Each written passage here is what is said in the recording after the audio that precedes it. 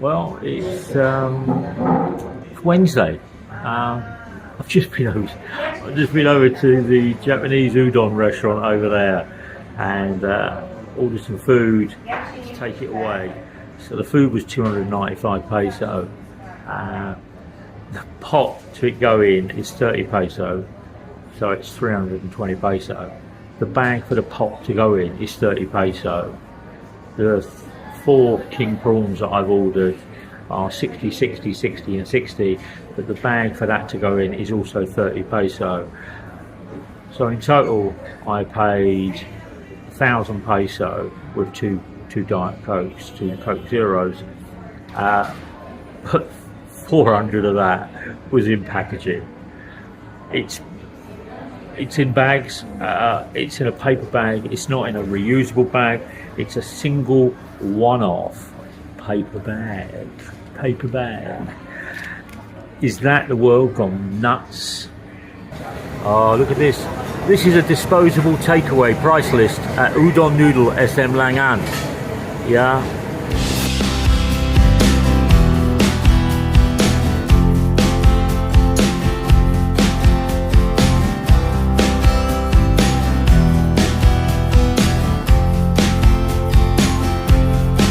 So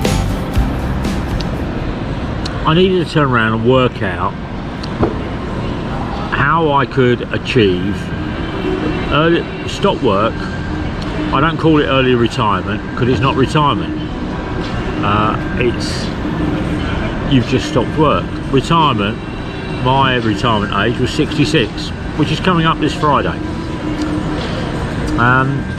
Now, what I turned around and did was I needed to find somebody that knew the rules and regulations to help me set up what I wanted to turn around and do. I didn't know how to do it, and I didn't know a man who did know how to do it, or a woman who did know how to do it, but I had to find somebody. So I went to a couple of advisors, and it was always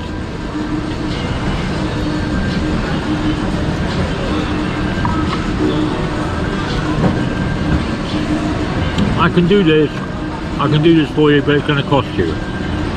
Okay, how much? Well, you need to pay me this first. Interesting. I have to pay up front, and the information you might give me I might already know.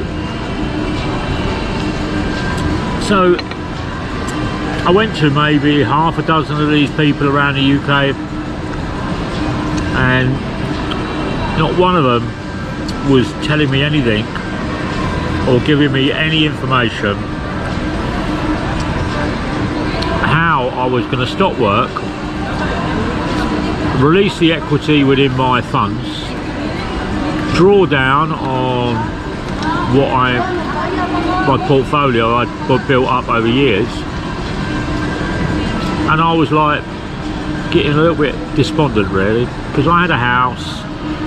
I never owned a car for the last 15 years in the UK. I always leased a car, and I leased a car for around £100–120 a month, because the car for me is not an asset and it's not a liability.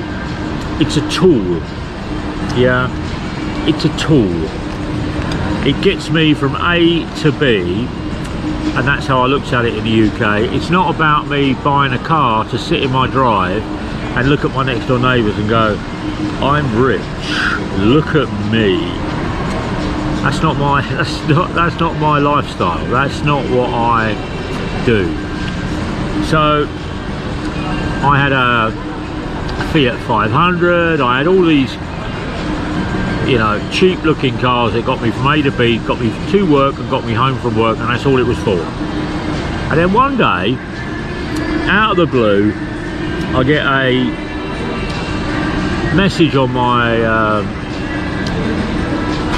email account, turning around and saying,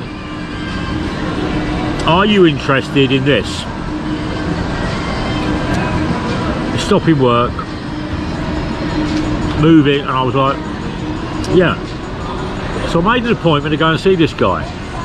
Wasn't very far away from me, about 3 hours. So I made an appointment to go and see this guy.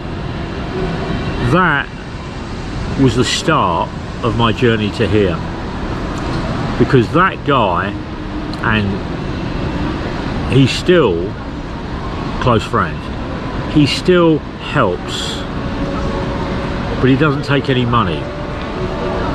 He gets paid, but he gets paid via the investment I've made in his funds. Now you could turn around and say, wow, that's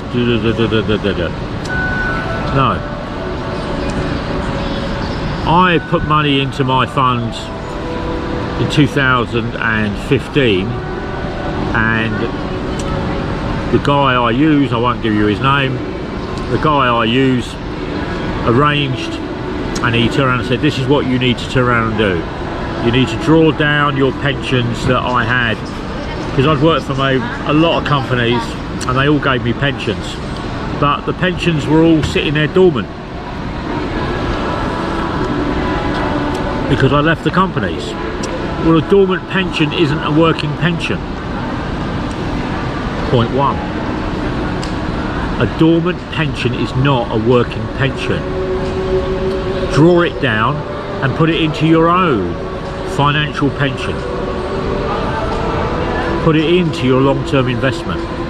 So I drew down 8 or 9 pensions that I had all over the UK, and I was surprised that they added up to quite a bit of money. Then I'd worked for a company that put me on a final salary pension, but then made me redundant. So it wasn't a final salary pension anymore, it was a dormant pension. So I arranged with Steve, the guy I got, to turn around and draw it down. We drew it down and put it into my fund. So I had 2 funds I was recommended to do. A living fund, this one here, Fund A, where I would work out how much money I was going to spend each month here in the Philippines to live, and that amount of money would be put into that fund, and I would draw down from that fund during my 7 years here. And that's what I started to set up in 2015, 2014.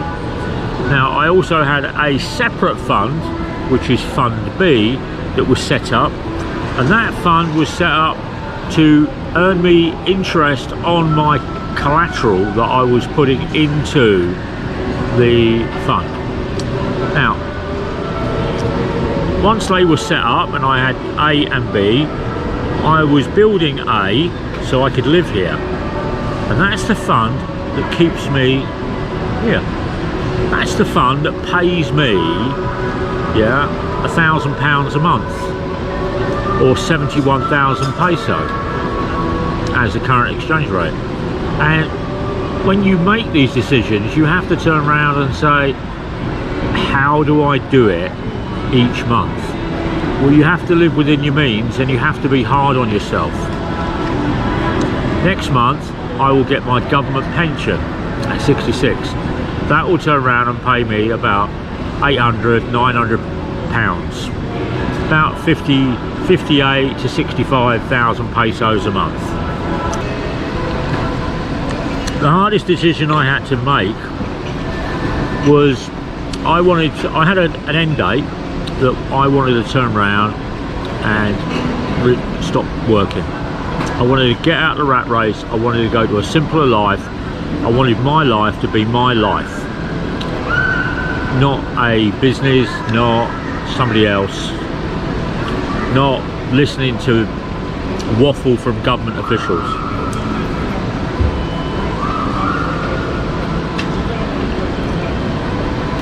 Now, on the back of this, I had to also juggle a couple of balls about my health, medication. So I made inquiries here over that period of time. How much was accommodation? Like everybody does, whatever country they're thinking about leaving to come to the Philippines. You have this How are you going to do it? How are you going to move your money? Do I need to keep a bank account? Well, if you've got a bank account in these countries, in your home countries, the banks, they don't want your money. They just want to take your money, invest it somewhere else and earn the interest and have very, very little to do with you. And that's what I found. And I found banks have changed over the last 20, 30, 40 years. So much so that they want you to have a house or an address where their bank is banking. So I went and found an online bank, which meant I didn't have to be living in the UK. I just had an IBAN number and a sort code number, an account number, and I can get money paid into that account, which is what I set up. If I was to leave my bank in the UK, yes, they got some great benefits, but only if you're going in and you want a mortgage and you want to get an overdraft and you want to turn around and do some investments, or you want to, all that is changed. And I turned around and had no loyalty to my bank because I'd been shafted so many times by my banks. Now, in the meantime, over this period of time, I'd already been coming to the Philippines and visiting the Philippines, and I looked at countries that I could retire or stop working and come and live in. Now you've got to understand, not every country has the golden chalice. Yeah, not every country gives you the optimum on what you want out of life. You have to turn around and work out and come to terms with what you're looking for. I was looking for a simpler life, improve my health, not go broke. Too many foreigners come to countries, whether it's Thailand, I looked at Thailand, I looked at Vietnam, I looked at Malaysia, I looked at France, I looked at Portugal, I looked at Spain, I looked at Greece, I looked at Malta, I looked at North Africa, I looked at Egypt, I looked at Turkey. Yeah, they've all got good points, but ultimately they were all looking for you to put a shitload of money into their system, and then you have to deal with whatever the system is. So I ticked off Europe very, very quickly and said, I'm not going into Europe. I travelled through France, Spain, Italy, Germany, Austria, Switzerland, Turkey, Greece, Sweden, Netherlands, Belgium, for about 25 years, and they were all having the same problem as the UK. It cost you a lot of money to live there. The only people that were making money was the government, the banks, and the institutions. So what I had to turn around and do was say to myself, this is how much I've got. Where in the world can I stop work and go and live on this amount of money? So I typed that into a search engine, and up come this website that turned around and said top 10 retirement places in the world. So I looked down, and that was Costa Rica, Panama, Honduras, Nicaragua, Belize, and Ecuador, and I'm like, oh wow, okay, right, let's have a look at all these places. So I travelled and I went and I visited these places, and they didn't feel right for me. They didn't feel right. They didn't turn around and give me what I wanted. Most of them run on the USD, and the USD is not a currency I want to turn around and be involved with, because if you turn around and you on the USD, you have to make declarations to the American banking system, and you have to turn around and tell them about what you're doing and where you are and stuff. But all you want is, you just want your US dollars out. But because you're taking US dollars, they turn around and want more information. Want more information from you. So I want a simpler life. I don't want a more complicated life because of the American taxation system and the IRS. And this is not having to go at Americans, this is just turning around and saying the system doesn't work. How many Americans are living outside the US that don't want to turn around and complete IRS because they're living in the Philippines, but they're still paying tax in the Philippines on their money back in the US? You think that's right? I've got an American friend here who thinks it's right. I don't think it's right. Do I pay tax back in the UK on my money? No, I don't. How does that work? If I was in France, Germany or any other European country, I wouldn't. Only country in the world that wants to know where American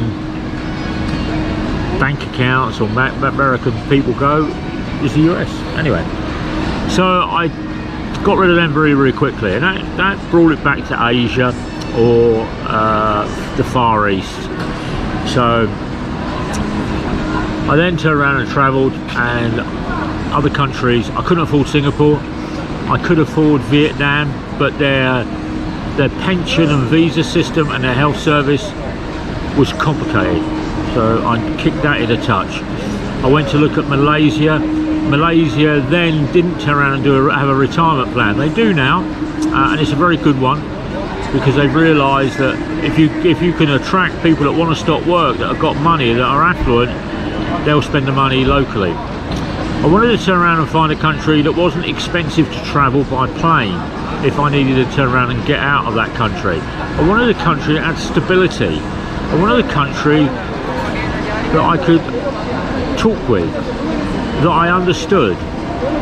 And the Philippines fitted that box quite well. So I came here and I found out about the visas and the different visas.